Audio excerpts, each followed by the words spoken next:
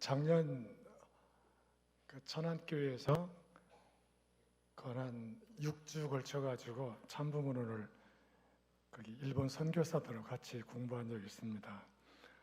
작년 12월 크리스마스에 맞추어서 이 3강 예수님과 기독교 역사에 대해서 강의 준비하고 강의하면서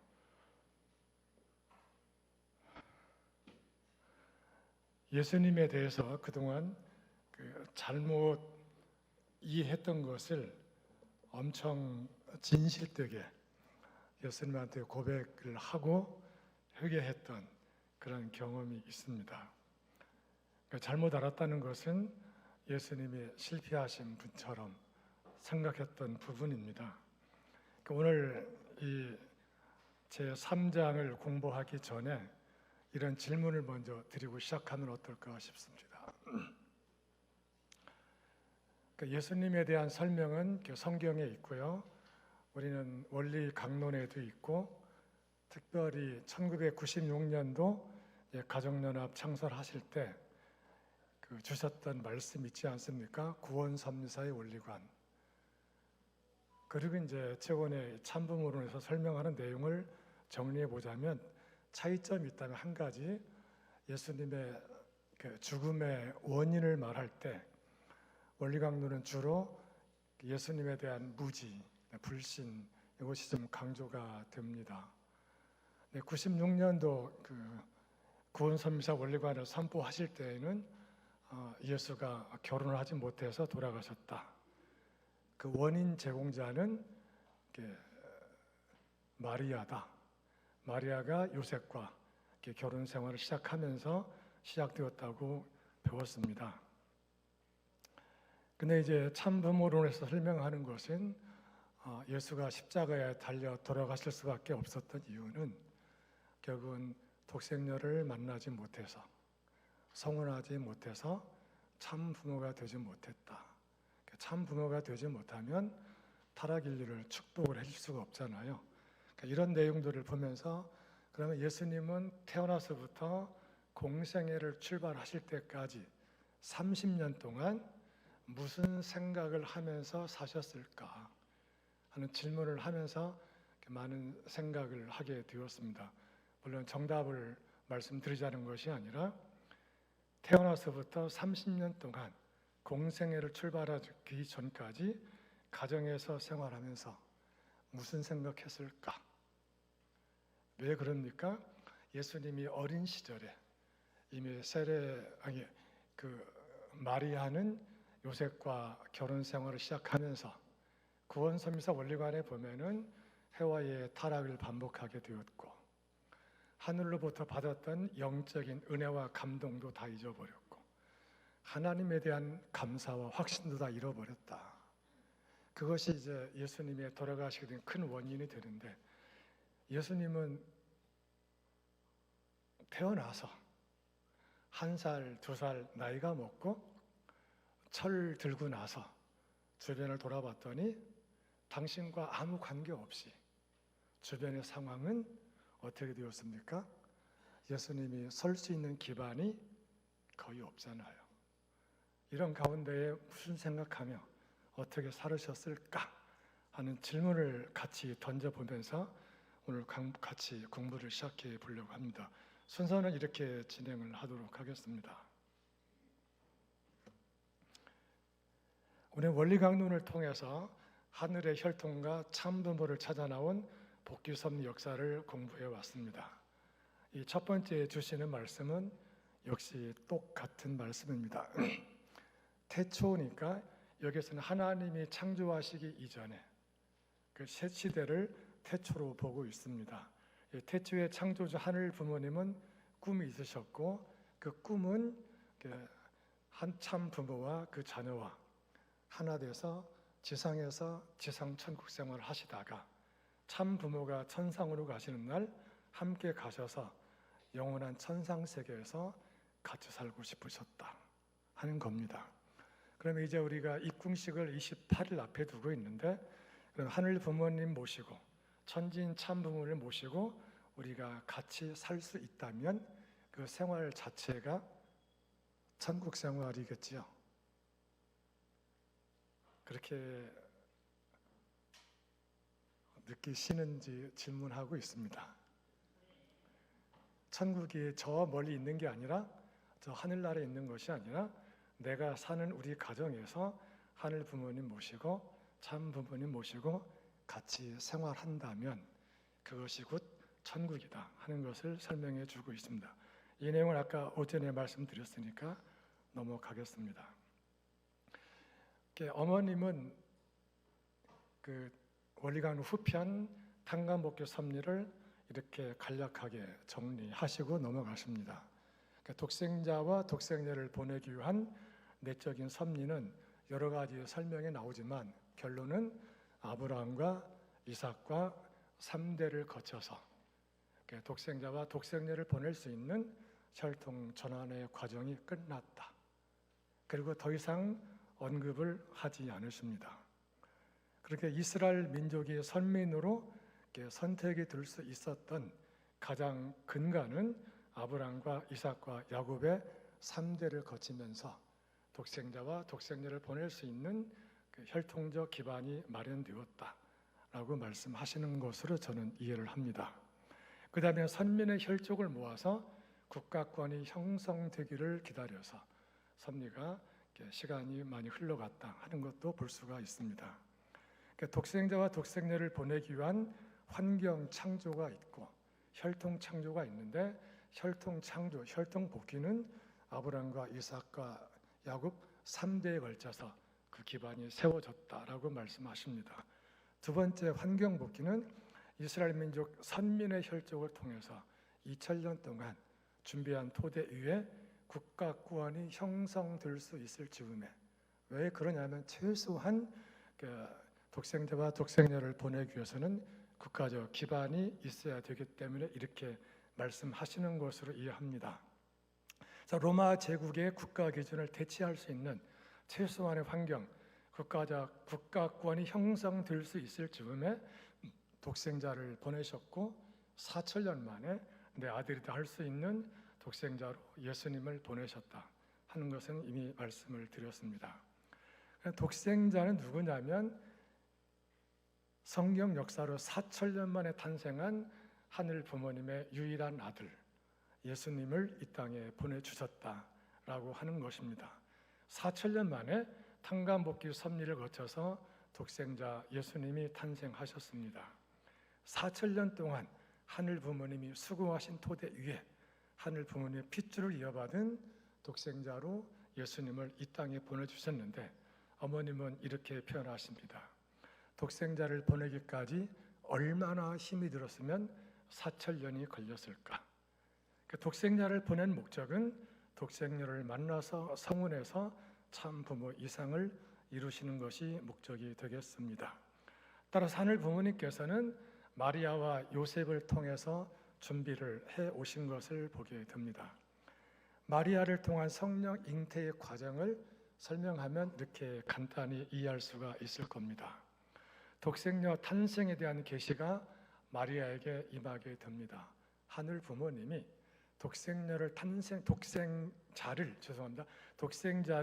탄생시킬 수 있는 때가 되었을 때 가브리엘 천사를 보내서 마리아에게 보내가지고 마리아가 아들을 낳을 것이다. 그 아들은 이러한 일을 하게 될 것이라고 이야기를 합니다. 그랬을 때 마리아는 그걸 선뜻 받아들이는 것이 아니라 나는 남자를 알지 못한다. 나는 남자와 성관계를 한 적이 없다. 어떻게 아들을 알 수 있느냐고 이야기를 합니다. 그럴 때에 하나님은 천사를 통해서 하나님에게 능치 못함이 없다고 이야기를 하고 결국은 마리아는 그 내용을 그대로 받아들입니다. 저는 주의 여종이오니 주의 뜻대로 주의 말씀이 이루어지기를 바란다고 받아들이고 바로 어디로 찾아갑니까? 사가리야 별장으로 지금은 돼 있는데 사가리야 집을 찾아갑니다. 거기 찾아갔을 때 엘리사벳도 이미 하나님의 계시를 받고 마리아가 오는 것을 환영을 합니다. 그래서 엘리사벳은 마리아가 독생자 예수님의 잉태를 증거를 해주면서 환영을 해주게 됩니다. 하늘 부모님은 따라서 마리아와 사가랴와 엘리사벳이 예수님의 탄생을 가장 먼저 알게 해주셨고, 이 세 사람의 협조 가운데 마리아는 예수님을 잉태하게 됩니다. 이 세 사람은 독생자 예수님을 모시고 하늘의 뜻을 위해 중대한 사명을 담당해야 되는 책임이 있습니다. 마리아 예수님께서 성장 기간을 거쳐서 독생자를 만나서 성혼해서 참부모 이상을 이루는 모든 과정에서 마리아와 사가랴와 엘리사벳은 중요한 역할을 할 수 있도록 이미 이때에도 계시 가운데 만남이 이루어지게 됩니다. 독생자 예수님의 탄생은 이렇게 되어졌습니다. 하늘 부모님의 수고로 성경 역사 4,000년 만에 이루어지게 되었고요. 하늘이 준비한 마리아의 태중에 예수님은 잉태가 되었습니다. 아브라함과 이삭과 야곱 3대를 거친 혈통 전환의 과정을 통해서 예수님은 사탄의 참소 조건이 없이 잉태되었고 탄생될 수 있었습니다. 탄생할 때부터 독생자로서 하늘 부모님의 첫사랑을 독차지할 수 있는 유일한 아들로 탄생을 하게 됩니다. 그럼 그 이전과 이후의 차이점이 무엇이겠습니까? 하늘 부모님은 아담 해와 타락 이후 독생자 예수님의 탄생하실 때까지 타락 세계에, 타락 역사에 직접 개입을 할 수가 없습니다. 개입하기 위해서는 하늘 부모는 어떻게 개입하십니까? 천사를 통해서 개입합니다. 그러나 예수님이 탄생한 이후부터는 하늘 부모님은 아담을 통해서, 예수님을 통해서, 독생자를 통해서 인류 역사에 직접 개입이 가능하게 됩니다. 독생자 예수님의 소망과 사명은 무엇이 되겠습니까? 예수님은 성장하면서 자신의 누구인지, 자신의 정체성을 깨달으면서 하늘 부모님의 꿈을 이루어 드려야 되는 것이 자신의 사명인 것을 알게 됩니다. 성장 기간에 스스로 깨달아서 알고 행동하는 단계는, 제 첫 번째 단계는 개인 완성의 길을 가야 됩니다. 예수님의 사정과 소원을 알고 예수님의 위상을 알고 본질을 아는 주변의 사람들이 많다면 좀 더 쉬울 수 있겠지만, 그런 사람이 없다 할지라도 예수님은 하나님과 1대1의 관계에서 소통하면서 자신의 정체성을 알고 개인 완성의 길을 자진해서 스스로 걸어가셔야 합니다. 그리고 개성 완성의 길을 가신 이후에는 하늘이 준비한 독생녀와 만나서 성혼하고 참부모 이상을 완성하는 것이 예수님이 가셔야 될 본연의 길이었습니다. 그 토대 위에 인류를 축복해서 중생 부활시켜서 하늘 부모님의 자녀로 다시 탄생을 시키고, 그 이후에는 하늘 부모님을 지상에 모시고 지상 천국 생활을 같이 하는 환경권을 만들어 드려야 되는 것이었습니다. 그리고 급기야는 최소한 국가권을 형성해서 점점 국가가 확정해서 세계권을 이루게 되는 단계를 거치면서 하늘 부모님이 한 나라를, 전 세계를 직접 치리하실 수 있는 환경을 만들어 드리는 것이 독생자 예수님의 소망이었고 사명이었다 하는 것을 볼 수 있습니다. 성경에 나타난 내용을 통해서 예수님의 성령 잉태와 탄생의 과정을 살펴보도록 하겠습니다. 세상에서는 성령 잉태하면은 마리아가 엄마가 되고 성령의 그 격위는 여자가 아니라 성령은 남성이거나 아니면 중성입니다. 그러니까 성령과 마리아가 관계를 해서 임신돼서 태어난 것처럼 생각하는 경우도 있는 것 같습니다.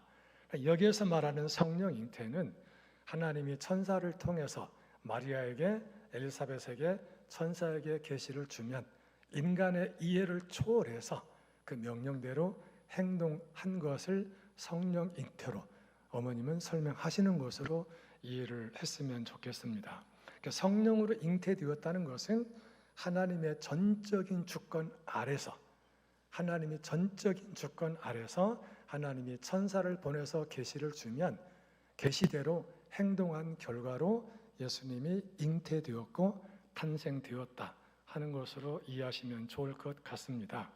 성경에서는 예수님의 잉태와 탄생에 앞서서 세례 요한의 잉태와 탄생을 먼저 설명합니다.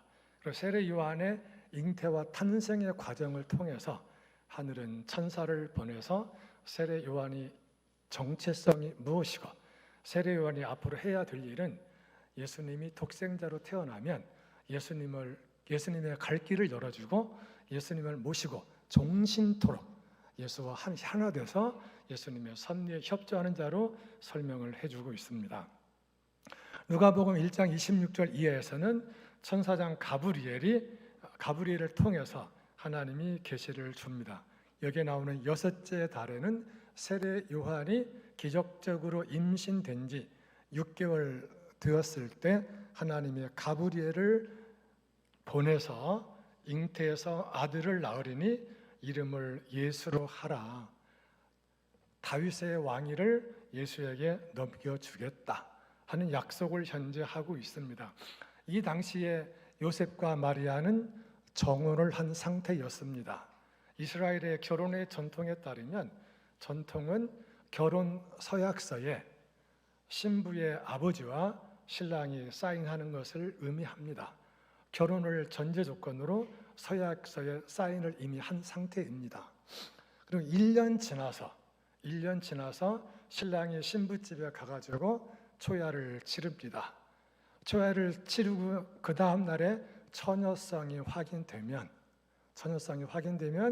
이제 신부를 신랑이 데려가서 이제 같이 살면 결혼이 끝나는 것입니다. 그러니까 지금 마리아와 요셉의 관계는 정혼을 하고 초야를 치르기 이전의 자리이기 때문에 결혼이 완벽하게 성사된 단계는 아니었다라는 것을 알 수가 있을 겁니다. 그때의 마리아는 천사한테 이렇게 말을 했습니다. 나는 남자를 알지 못한다. 남자와 관계를 하지 않았다. 천사가 말하기를 성령이 마리아 내게 임하고 그러면 나실 바 거룩한 이는 하나님의 아들이다. 그리고 내 친족 엘리사벳도 이렇게 아들을 낳았고 지금 임신한 지 6달 되었다. 그러니까 마리아가 저는 주의 여종이오니 말씀대로 내게 이루어지다라고 하니까 천사가 떠났다라고 기록이 되어 있습니다. 그러니까 마리아는 어디로 갑니까? 엘리사벳을 찾아갑니다. 엘리사벳은 계시받아서 알고 있었습니다. 그리고 주께서 하신 말씀이 이루어지기를 빌어주고 있습니다. 그 자리에서 마지막 총결론은 사가랴 집에서 마리아가 하늘 부모님께 감사하면서 찬가를 부르게 됩니다. 이 찬가를 부름으로 인해서 마리아가 예수를 잉태할 수 있는 모든 기반은 끝나는 것을 보게 됩니다. 원래 하늘 부모님의 구상은 마리아가 사가랴 집에 계속 머물면서 예수님도 탄생시키고 거기서 세례 요한과 같이 기르면서 큰 선미를 할 수 있는 기반을 닦기를 바라셨습니다. 마리아는 사가랴 집에서 석 달쯤 있다가 집으로 돌아갔습니다. 돌아간 이후에도 계속 사가랴 가정과 소통하면서 왕래하면서 관계를 유지했으면 좋았지만 성경에서는 그 다음에 어떤 소통했다는 기록은 나오지 않고 있습니다. 이 3개월 기간에 마리아는 잉태가 되었습니다. 그리고 집으로 돌아왔습니다. 배가 불러옵니다. 처녀가 임신하면 그 당시에 유대 법은 돌에 맞아 죽게 되어 있습니다. 근데 요셉이 마리아 집에 왔는데 배가 불러오는 것을 보고서 조용히, 요셉은 의인이었기 때문에 조용히 혼인 관계를 끝내려고 했습니다. 그때 하나님이 천사를 보내서 이 아이는 성령으로 잉태되었으니까 집에 데려가라. 그래서 하늘의 명에 따라서 요셉도 그 순간에는 의인이었습니다. 집에 데려와서 같이 살면서 예수를 낳게 됩니다. 이렇게 태어난 예수님의 본질이 무엇일까요? 예수님의 본질은 하늘 부모님의 사랑과 혈통을 이어받아서 탄생하신 분이셨고 사탄이 참소할 수 없는 하나님의 핏줄로 태어났다라고 하는 것입니다. 하늘 혈통을 찾기 위한 복귀 섭리 역사를 거쳤습니다. 그리고 하늘 부모님이 마리아와 사가랴에게 역사하여 마침내 예수님은 독생자로 탄생할 수 있었습니다. 독생자의 탄생은 따라서 오직 하늘 부모님의 뜻에 따라서 중심 인물들이 행동한 결과로 이루어졌고, 여기에 대해서는 인간의 이해를 초월해서 하나님의 뜻을 실천한 중심 인물들의 믿음 때문에 사탄은 참소할 조건을 찾을 수 없었다라고 하는 것입니다. 이렇게 태어나신 독생자 예수님은 창조 원칙에 따른 삶을 통해서 개성 완성의 길을 걸어가셨습니다. 하늘 부모님과 일무일답하셨고 스스로 하늘의 심정 세계를 느끼고 하늘 부모님과 심정적으로 완전 일체를 느끼고 경험하신 분이셨습니다. 창조 본연의 에덴 동산에서 인간 시조가 이루었어야 할 순결한 남성 순남으로서 참 부모가 되기 위한 개성완성의 삶을 온전하게 사신 분이셨다 하는 것을 말씀드리고 싶습니다. 독생자 예수님은 참 아버지가 되실 분으로 이 땅에 오셨습니다. 예수님은 개성완성을 이루고 하늘이 허락한 때에 독생자를 만나서 성혼하여 참 부모가 되고자 하셨습니다. 예수님은 참 부모 이상을 이루고자 33년 전 생애를 온전하게 투입하신 분이시기도 합니다. 독생자 예수님은 참 부모로 완성하여 하늘 부모님의 꿈을 실현하는 유일한 분이십니다. 예수님은 참 부모로서 축복 결혼을 통해서 전 인류를 중생 부활시켜 참가정 이상을 실현하고 더 나아가서 만물을 참 사랑으로 주관하며 하늘 부모님을 실체로 모시고 생활하는 인류 한 가족의 창조 이상 세계를 실현하기 위하여 마지막 생을 다는 순간까지 노력하고 애쓰시고 수고하신 분이십니다. 독생자 예수님은 공생의 노정을 걸으시면서 중심 인물들이 책임을 다하지 못하고 실패함으로 말미암아 십자가에 달리시는 최후의 순간까지 하늘 부모님과 온전하게 하나 되신 분이셨습니다. 죽음을 눈앞에 둔 순간까지 하늘 부모님을 먼저 생각하고 인류를 먼저 생각하시면서 기도하셨던 분이기도 합니다. 겟세마네 동산에서 십자가 죽음을 앞에 두고 피눈물로 기도를 하셨습니다. 왜 그렇게 피눈물로 기도하셨을까요? 그것은 하늘 섭리가 연장되는 것에 대한 안타까운 심정으로 하늘 부모님을 위로하시면서 하셨던 기도였습니다. 독생자 예수님은 홀로 남은 상황에서도 장차 재림하여 본연의 책임을 완수하기 위한 기반을 세우시기도 했습니다. 그러기 위해서 자신을 십자가로 내몰고 있는 유대 민족을 위해서 용서를 간구하시며 기도하셨습니다. 그들을 용서를 간구하시면서 하늘을 위로하시는 참사랑의 표본을 보여주시기도 했습니다. 결과적으로 예수님은 독생자로 오셔서 인류 역사 앞에 영원히 독생자의 승리적 기대를 남겨주신 분이셨습니다. 독생자 예수님의 생애는 결코 십자가에 달려 죽으심으로 끝나는 것이 아니었습니다. 하늘 부모님은 예수님의 삶을 통해서 사탄에게 육신은 내어줬지만 영인체를 도로 찾아오셨습니다. 이것이 예수님의 부활입니다. 예수님이 마지막까지 최후의 순간까지 있는 힘을 다해서 하늘 부모님을 위로하시고 그리고 당신의 책임을 다 조금이라도 더 하시기 위해서 수고하셨던 그 내용을 중심 삼고 하늘 부모님은 예수님을 다시 일으켜 세우셨습니다. 하늘 부모님이 부활을 시켜주신 겁니다. 3일 만에 부활하신 예수님은 고린도전서 15장을 보면은 40일 동안 지상에 머무르러 계시면서 부활한 예수님이 흩어진 제자들을 한 사람 한 사람 만나 주십니다. 12명의 제자를 만났고 500명이나 되는 제자들을 일일이 만나 주셨습니다. 예수님이 십자가에 돌아가실 때 베드로는 주랭랑을 쳤습니다. 모른다고 3번이나 부인했을 뿐만이 아니라 베드로와 12명의 제자들은 십자가에 돌아가시는 예수님 곁에 존재하지 않았습니다. 다 도망갔습니다. 예수님이 누군지 알지 못했고 믿지 못했습니다. 근데 부활한 예수를 만났던 제자들은 그들의 신앙이 다시 부활할 수 있었습니다. 부활한 예수를 만났던 제자들은 그들의 신앙이 부활해서 오늘의 기독교를 만들 수 있는 힘을 가질 수 있게 되었습니다. 40일 기간 동안에 부활한 제자들을 만나주신 예수님은 그들에게 엄청난 힘을 주었습니다.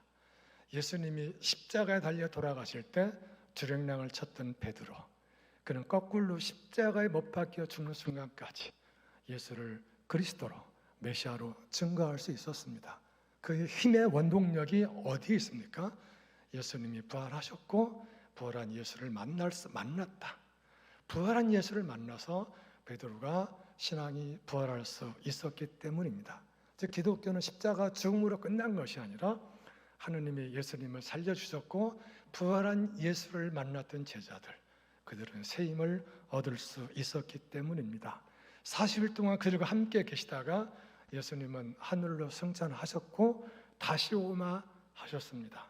다시 와서는 무엇을 한다고 하셨는가? 어린 양 혼인잔치였다는 것을 다시금 기억하게 됩니다. 예수님은 지상에 살아계실 때 무엇이 필요했습니까? 보호받을 울타리가 절대적으로 필요했습니다. 예수님은 하늘 부모님의 보호 속에서 개성한 성을 이루고 독생녀를 맞아서 성원하여 참 부모가 되어 하늘의 뜻을 이루어 드려야 하는 분이셨습니다. 하늘 부모님의 뜻을 이루어 드리기 위해서는 혼자 할 수 없잖아요. 섭리의 동역자가 필요했고 보호해줄 울타리가 필요했습니다. 그 울타리 역할의 핵심은 누굽니까? 마리아하고 사가랴 가정이었습니다. 마리아와 사가랴 가정의 책임이 누구의 책임보다도 중요했다라고 하는 것이었습니다. 예수님의 성장 기간에 울타리 역할을 해주었어야 될 그들이 어떻게 예수님을 대했을까요? 예수님은 사가랴 가정의 보호를 받지 못했습니다. 요셉과도 어려운 관계 속에서 성장을 했습니다. 마리아는 예수님을 전적으로 보호하고 협조했어야 했습니다. 마리아는 요셉과 결혼 생활을 하지 않고 혼자 살면서 예수님을 지켜드리는 것이 원칙이었습니다. 마리아는 예수를 잉태할 때 경험했던 성령 역사를 예수가 태어난 이후에도 계속 함으로써 유대민족과 더 나아가 유대교 전체를 예수님 앞으로 인도해야 되는 책임이 있었습니다. 또 그렇게 할 수도 있었습니다. 근데 마리아를 어떻게 됐습니까? 요셉과 관계를 맺고 결혼 생활을 시작하면서 하늘로부터 받았던 은혜와 감동을 잃어버리고 사람이 변했습니다. 어떻게 변했습니까? 인간 중심으로 변했습니다. 자기 중심적 존재로 변했습니다. 그리고 요셉과의 관계에서 아들을 4명 낳았고 딸도 2명 이상을 낳았습니다. 그러니까 자연스럽게 무게중심이 어디로 옮겨집니까? 요셉의 눈치를 보면서 예수님 이후에 태어난 동생들에게 관심을 더 가질 수밖에 없게 되었을 겁니다. 다시 말씀드리면 마리아는 요셉과 결혼 생활을 하면서 아들, 딸을 낳으면서 예수를 잉태할 때 가졌던 종적인 기준을 상실하게 됩니다.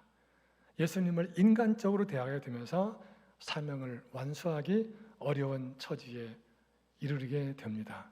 따라서 마리아를 통한 하늘 부모님의 성령 역사는 더 이상 할 수 없게 되었습니다.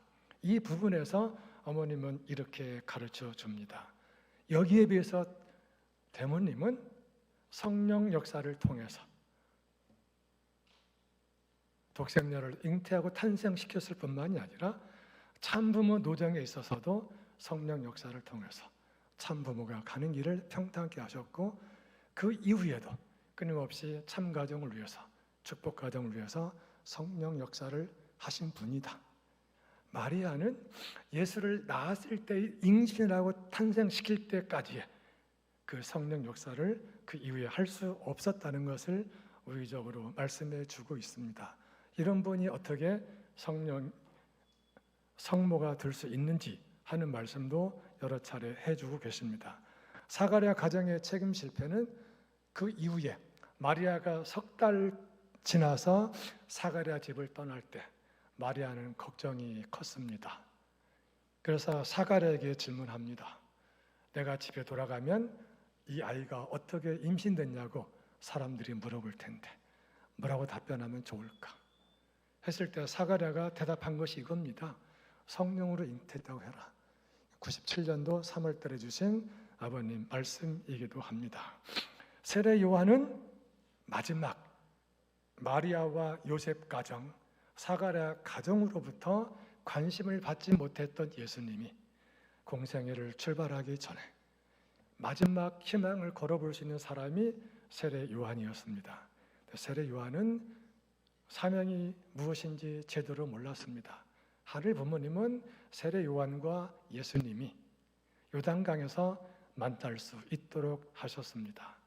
예수님은 세례 요한으로부터 세례를 받았습니다. 하나님은 예수님에게는 너는 내 사랑하는 아들이요 내 기뻐하는 자라고 말씀을 하십니다. 옆에 있는 세례 요한에게는 네가 세례 준 이 예수는 내가 사랑하는 아들이요 내가 기뻐하는 자라고 가르쳐 주셨습니다. 여기서 아버님은 말씀하십니다. 원리 원본에서요. 하나님은 인간에게 가르쳐 줄 때 100% 가르쳐 줄 수 없다. 하나님은 95%는 가르쳐 주는데 나머지 5%는 인간 자신이 스스로 지혜를, 하늘의 지혜를 구해서 스스로 깨달아서 알아야 된다라는 말씀을 주십니다. 2000년 전에 세례 요한을 비롯해서 유대교인들은 하나님의 아들 개념이 있었을까요? 유대인들에게는 하나님의 아들이라는 개념이 없을 때입니다. 하나님을 야훼라고 불렀습니다. 주님이죠. 주인과 종의 관계고 그들이 기다렸던 사람은 메시아였습니다.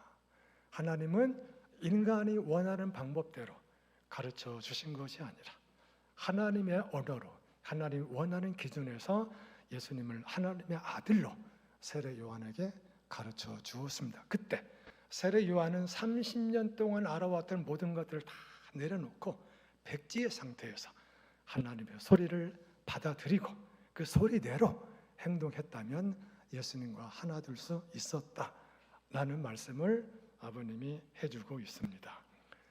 근데 세례 요한은 하나님으로부터 직접 소리를 들었음에도 자신이 엘리야인 줄 몰랐고 예수님이 메시아인 줄 깨닫지 못해서 예수님을 모시고 함께하지 못했다라고 말씀해 주십니다.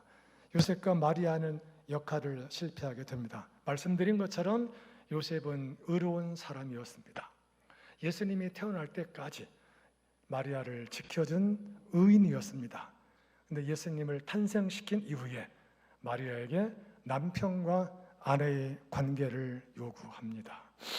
마리아는 속으로 안 된다고 하면서도 거듭되는 요셉의 요구를 거절하지 못하고 부부관계를 맺게 됩니다. 마리아는 독생자 예수님을 잉태할 당시에 첫 약속을 지키지 못하게 됩니다. 그리고 사가랴 가정과의 교류가 소원해지고 요셉과 결혼 생활을 시작하면서 말씀드린 것처럼 하늘로부터 받았던 영적인 은혜와 감동을 잃어버리고 하늘 부모님에 대한 확신과 감사도 잊어버리게 됩니다. 예수님을 잉태하고 탄생시킬 때까지는 적어도 하늘 부모님에 대한 그 확신을 갖고 있었지만 그 이후부터는 모든 것을 어떻게 생각합니까?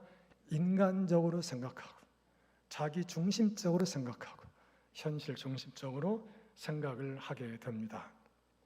그리고 예수님은 유대교 지도자들의 무지와 불신도 받게 됩니다. 유대교 지도자들은 예수님의 말씀을 온전히 이해하지 못합니다. 예수님의 가르침은 인간으로부터 온 것이 아니라 하늘 아버지로부터 왔다고 이야기를 합니다. 예수님은 말씀을 가르칠 때마다 하늘로부터 온, 위에서부터 온 하늘 부모님의 뜻을 중심하고 말씀을 전하는데, 이 말씀을 전해 듣는 사람들은 구약의 시각으로 땅의 일을 중심 삼고 그 말씀을 들으려고 합니다. 그 기준에서 예수님의 말씀을 이해하려고 합니다. 예수님은 천국 복음을 전했고 하나님을 아버지라고 가르쳤고 원수 사랑도 가르쳤습니다. 그러나 그들은 예수님을 율법을 지키지 않는 율법 파괴자로 이해합니다. 하나님을 아버지라고 칭한다고 해서 하나님의 이름을 망령되게 부른다고 이해했습니다. 그들은 감히 네가 뭔데 하나님을 아버지라고 부르느냐, 하나님은 아도나이 주로 부르고 있을 때였기 때문입니다. 그리고 성전을 어지럽히는 신성 모독자라고 이해합니다. 그들이 예수님의 말씀을 이해하지 못하니까 이적 기사로 예수님이 누군지를 설명하고 있는데, 유대 민족은 이적 기사를 행하는 예수님에게 유대 민족을 미혹하게 만드는 선동자라고 몰아 세웁니다. 유대 민족은 유대교 지도자들의 주장에 동조하면서 예수님을 불신하게 이르릅니다. 예수님은 보호받을 울타리가 하나 둘 사라지게 됩니다. 마리아와 요셉 가정이 예수님과 무관한 자리에 서게 됩니다. 사가랴 가정도 예수님과 무관한 자리에 섭니다. 유대교 지도자들은 예수님의 본질을 깨닫지 못했습니다. 유대 민족은 유대교 지도자들의 행동에 동조를 하기 시작합니다. 예수님의 본질을 알지 못해서 그들은 자신들의 사명이 무엇인지 깨닫지 못하게 됩니다. 예수님은 더 이상 가정에 머물 수가 없게 되었습니다. 예수님은 30년 동안 마리아와 요셉과 함께 살면서 무엇을 기다리며 생활했을까요? 독생녀의 탄생이었습니다. 이자나 저자나 독생녀 탄생의 소식이 들려오기를 기다렸지만 소식은 들리지 않았습니다. 더 이상 마리아와 요셉 가정, 사가랴 가정을 통해서는 하늘의 본래의 섭리가 진행될 수 없다는 것을 예수님은 깨닫게 되었습니다. 그럼 어떻게 합니까? 포기할 수 없잖아요. 이제는 내가 스스로 섭리의 기반을 만들어야 되겠다. 하나님이 4,000년 동안 준비해서 택해 세우신 사가랴 가정, 마리아 가정, 더 이상 기댈 것이 없어서 예수님은 출가를 결심하게 됩니다. 출가해서 만났던 사람이 요단강가에서 세례 요한을 만났습니다. 그 세례 요한이 하나님의 계시대로 예수님을 알아보고 자신의 정체성을 알아보고 예수님과 하나 되었더라면 섭리는 어떻게 진행되었을지 모릅니다. 그러나 세례 요한까지 예수님을 알아보지 못하고 예수님이 틀림없이 엘리야적인 사명자라고 얘기했음에도 받아들이지 못했던 세례 요한도 결국은 울타리가 되어지지 못했습니다. 즉 예수님은 가정과 종족의 울타리가 필요했지만 그 모든 울타리를 상실하게 되었습니다. 예수님은 가정과 종족을 바라볼 때 너무도 서러웠습니다.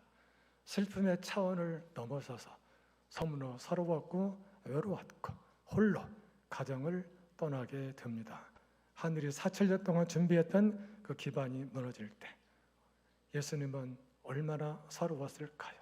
기다리고 기다리다 더 이상 기다릴 수 없어서, 더 이상 기대할 게 없어서 예수님을 떠나면서 남기셨던 말씀이 뭡니까? 하늘을 날아다니는 새도 집이 있고 저기 여우도 굴이 있지만 인자는 머리 둘 곳이 없다. 잠잘 때 베고 잘 베개 하나 없다는 그런 자신의 심정을 표출하기도 했습니다. 독생녀 탄생의 기대가 가정과 종족에서 모두 상실되었습니다. 30세의 집을 떠나서 예수님은 스스로 자기 영적 기반을 찾아야 했습니다. 스스로 제자들을 찾아서 독생녀 탄생의 기대를 만들어야 되었다는 사실입니다. 예수님은 말씀을 전할 때에 말씀을 듣는 사람들은 예수님과 정반대의 시각에서 예수님의 말씀을 들으려고 했습니다.